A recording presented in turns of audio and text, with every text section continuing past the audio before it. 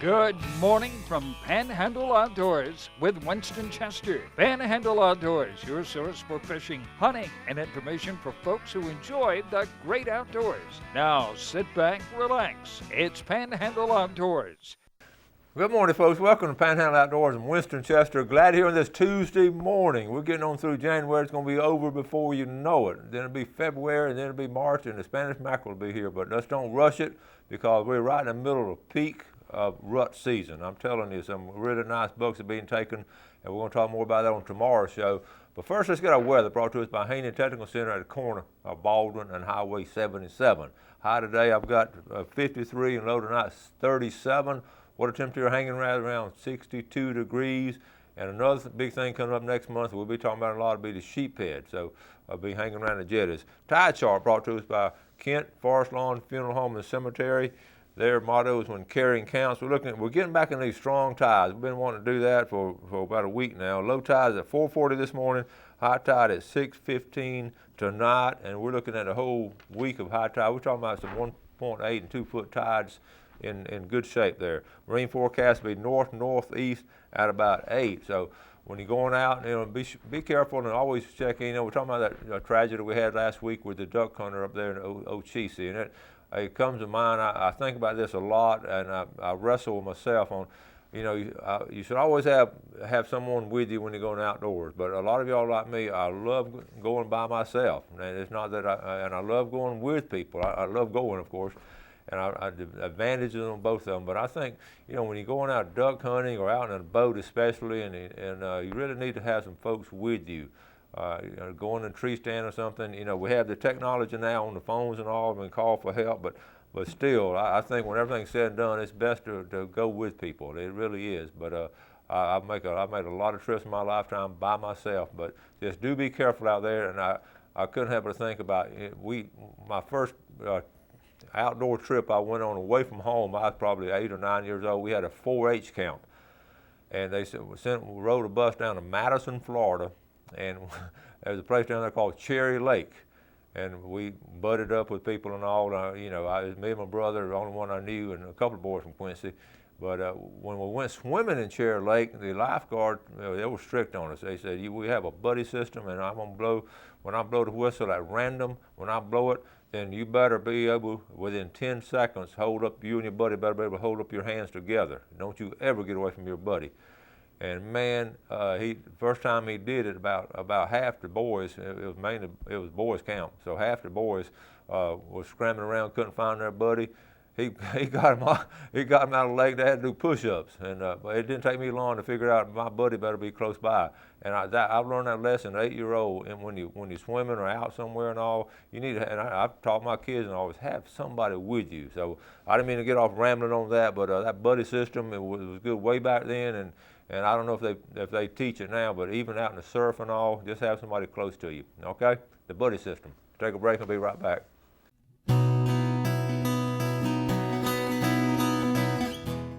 All right, welcome back. Glad you're with us. Got all kind of stuff to talk about. Let's look at some pictures first, okay? This is interesting. This is Mark Grant. Mark used to be our kicker. In fact, he kicked college ball up there in North Alabama, and he loves to fish. And he's fishing out in cold weather, but that was an 8-pounder. But read that now. He said, I don't know if you can read it. I'm going to read it to you. The 8-pounder was the only bite I had this morning. I was afraid I was about to go 3 straight trips to my best spot on this particular lake with no big bite. I prayed, Lord, please, we always said, please let me just get one good bite. Within seconds, this big girl smoked my 9-inch glide bait, and yes, I know my bean is probably anyway, but it was 27 degrees and it was cold. But I'm going to talk about those glide baits. Those glide baits have become really popular now. So that's funny though how he got it. I showed these last week. Let's go into some duck hunters. I've been telling you every day that when I show these pictures, what a good duck season we're having. This is Clarence Rathfield and Justin Williams. Some pretty wood ducks there. Good job, boys. Now here's another hunter. This is Chris Stanford. Oh, Chris watched the show every morning, and he got his limit real quick. That's his limit right there. All right. Now this is an idea I saw. This is, if you want a place to sit in the garage, get it out. Don't cut it off your truck now. We got to do it off your buddy's truck. We'll get the tail end off of it and let it down and sit in the garage. You have a seat, and then we close it up. It'll be out of the way. I also thought something else too. You might could take the back part of that off and have some little shelves on the inside. You know, hide your stuff that you don't want your wife to see. That stuff that those fishing lures that you told her you didn't buy, but you wanted to buy. It'd be a good place to hide them. All right, Remington Stotler. I show Remington's picture pretty regular. He's a good fisherman. I had him in class. When I called roll, I remember I told him, I said, Remington, with a name like that, you're gonna have to be a good outdoorsman, and he is. Some nice flounder, the flounder bite, and the sheephead is just really strong right now. And this is a glide. These are baits now. Okay, this glide bait. This is a really big bait. This craze has started from bass fishermen. Started about 2 years ago. Started in California. That's a 4-inch, 6-inch, and 8-inch. Glide bait, and it's just a really big bait. They love it. Bass fishermen love it in wintertime. They fish it slow, and you saw what Mark Grant caught, that big old 8-pounder there. So if you're into bass fishing or you want to think about it in the wintertime, those glide baits are really popular. A lot of folks are using them. Okay, this is a new idea. I'd like to keep y'all. It's not a new idea, but a new product.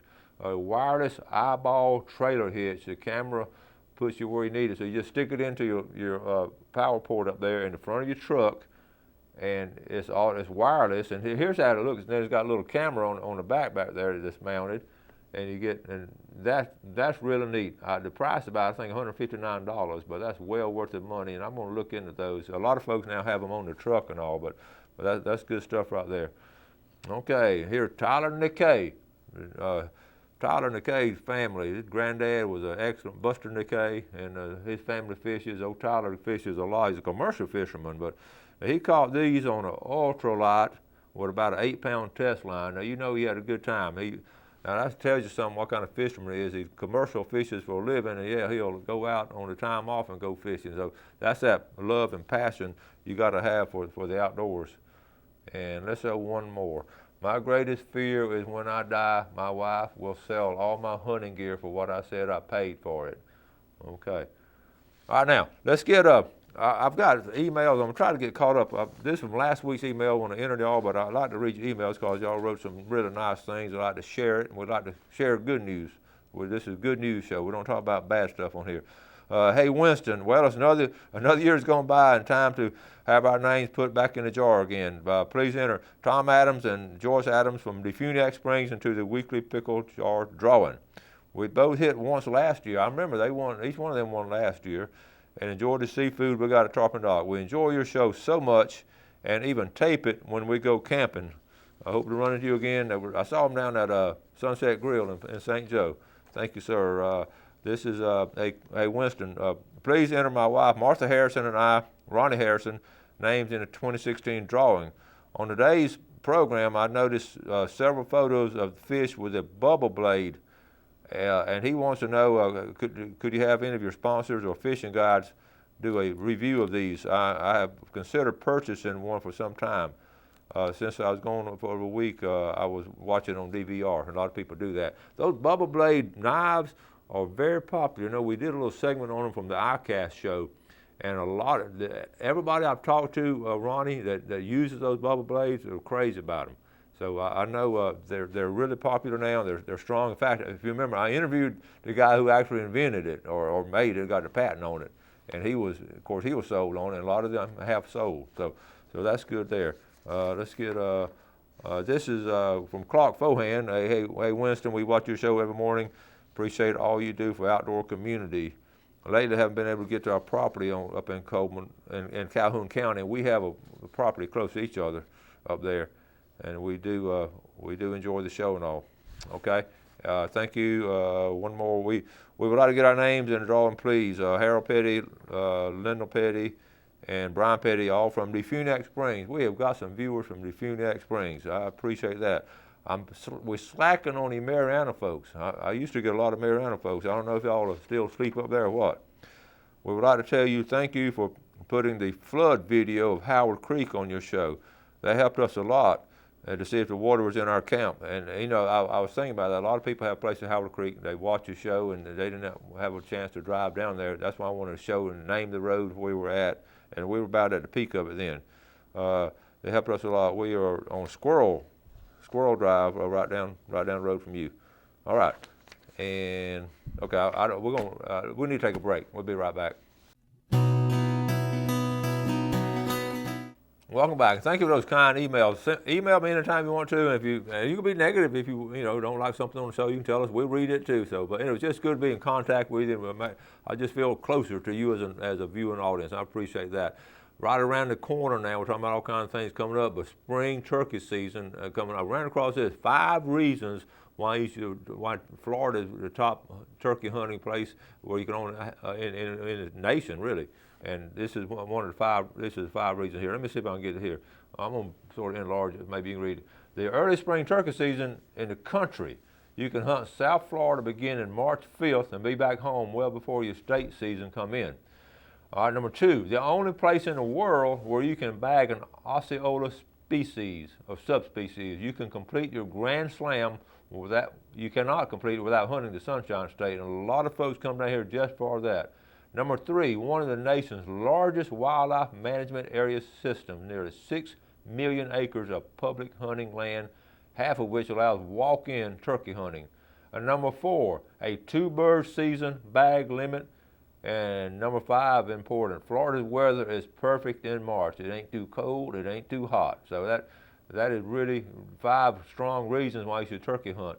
Now, right at the bottom, north of State Road 70, on the bottom right-hand corner, you can see where State Road 70 is. That's that red line. So most of us are north of Highway 70, of course.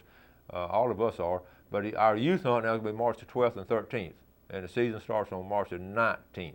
All right, so that's I believe that was on the FWC website. So that's right around the corner to go and be planning for. You may have some friends who are turkey hunters that may want to be coming down and doing that. Okay, don't forget now. If you get a chance to send me pictures and all, you can email them to me, you can message them to me, you can snail mail them to me, you can, however you want to do it. So that's always good to share those pictures. Now we're going to set up talking about hunting and all. One thing, hog hunting. We have a proliferation of hog hunts, and we don't have enough people really to hunt hogs. They just, and the farmers are in the spring and summer are begging people to come shoot the hogs in some places, literally. So we got a little video with Mason, my grandson, on his first hog when he shot it and all. It's cute and all, and I think you're going to enjoy it. He went down to Weewall. Walter had checked him out of school and went down to Weewall and hunted down there. So Jeff, let's roll this video. I'm a little nervous about shooting my sister's 223, but my dad says it doesn't kick too much. Mason, tell me what you've had to eat today so far. Well, we were going to go to Hardee's, but to save us time, Mom took us to Krispy Kreme, and then for snack at school, I had little muffins that were chocolate. So I mostly ate sweets today.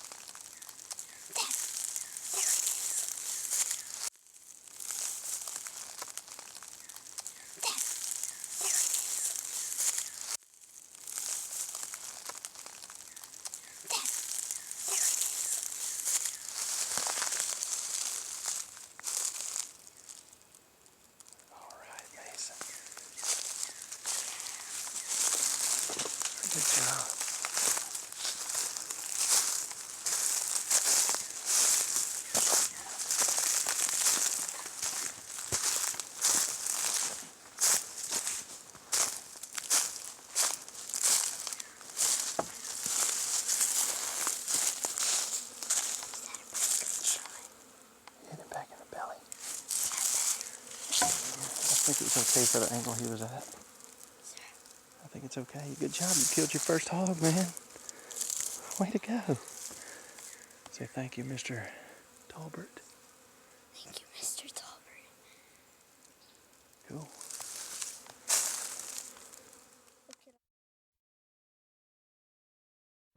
Mason, if you had 3 wishes, what would they be?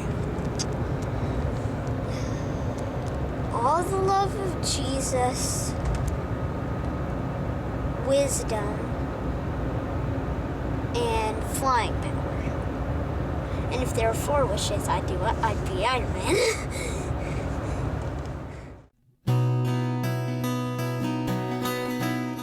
All right, welcome back. Glad you're with us. Getting our last segment here. First, let's get our fishing game time brought to us by Mark Coward of Counts Real Estate. I'm looking at our times this morning. Excellent. From basically 8 o'clock to 10 o'clock, and then this evening from 8:25 to 10:25. That's based on the movement of the moon, and it's scientifically proven those things do happen, okay? Now, let's enter a couple of names. Josh Barton from Fountain, you're in here. Tanya Osborne from Fountain. And Jack Barton from Fountain. Good viewers up in that area. All right, so I was saying on this draw now, not only do we give away stuff, every Friday, but we're going to, we like doing it on special occasions too. For instance, on every year on Valentine's Day, I'll give away something to the ladies, like a rod and reel or something. Mother's Day, Father's Day, July 4th. So all throughout the year, we'll be giving away tackle and shirts and all kind of thing. And speaking of shirts, this shirt here, I wanted to show y'all. This is a Mosley Outdoor Ed shirt, and what's fascinating about the club shirts, I let the kids design their own shirt, and I've always been fascinated with what they do. And this year, this is what they wanted. And I'm going to show you. You can see the front of it here, of course. They wanted a flag on the front side. These are 18-year-old kids. Here's on the back side of it. Okay, it says Mosley Outdoor Ed, 2015, 2016. And then that's a big buck. That's a buck everybody wants to shoot. And then on the bottom here, it gives the readings. It's 30 north and 86 west. That's the location of Mosley High School on their compasses and all. So this is what they designed, down the sleeve, of course. And I'm very proud of them. And it's a pretty shirt, and they all enjoy wearing it. I enjoy wearing it. So, and they're not for sale, but we do have Panhandle Outdoors shirts for sale. Okay.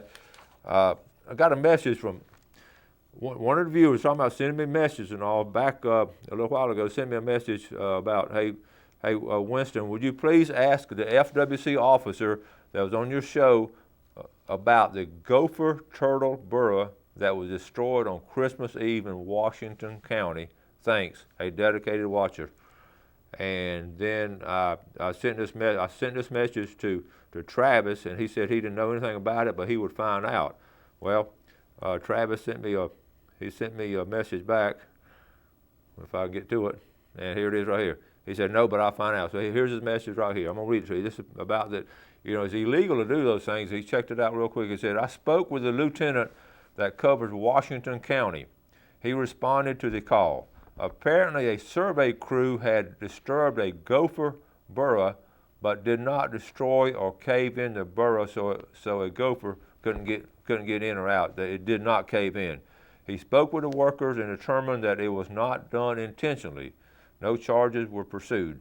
So that's what happened on it, and that's the kind of things as citizens and outdoorsmen we need to report if somebody had done it intentionally and all. They jumped on about it. That even little things like that. It's great to know the FWC, Travis, and those guys are going to check it out. It's great to know a viewer is conscientious enough to see that something wrong been done and send me a message, and we got it covered and got it taken care of. So that is cool. I really appreciate that.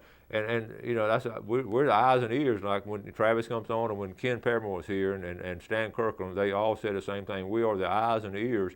There's no way they can cover all of it. And speaking of covering, I got a lot of comments about having Lavelle Pitts on the show, and people are like me, they were fascinated at that time. There were only 3 patrol cars in Bay County.